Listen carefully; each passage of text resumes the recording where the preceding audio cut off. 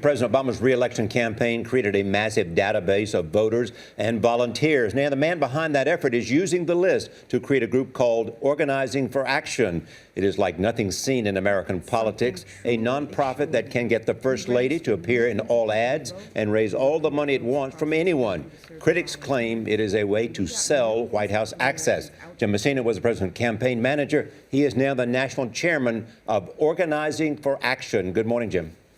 Good morning.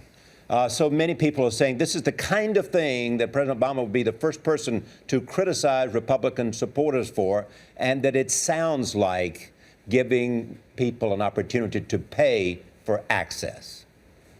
Look, we're a grassroots organization filled with volunteers across the country who are coming together with one single mission to help pass the president's common sense agenda that'll move this country forward. In the first month of our organization, already 946,000 Americans have taken action through OFA, and that's the kind of grassroots effort that we need to do a very simple thing, which is change the political process to make sure the grassroots are heard. But Jim, it's clear that people who contribute to this are promised some ability to come to the White House and meet with the president. No, that's actually not true.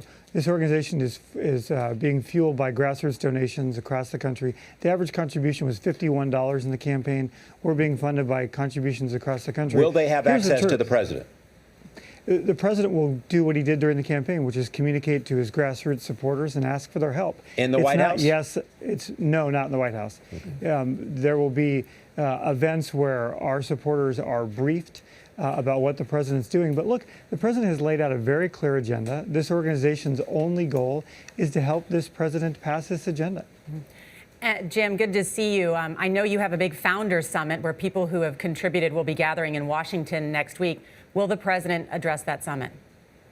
We'll see. What we do know is there are people who were bringing grassroots activists from across the country. Some have given us money, some have not, all designed to have a couple days where we discuss ways to pass this president's agenda. There's so you understand, Jim, what the concern is. I know you're not ruling out that the president's going to go talk to them. And you have said that people who contribute $50,000 or more may have an opportunity to meet with the president, cabinet members, all of you who are very close to the president. Isn't this exactly a double standard? I mean, you ran a whole campaign about Mitt Romney's secrecy and access to special interests, and now you've got people who can contribute unlimited amounts of money, and the president's going to go talk to them.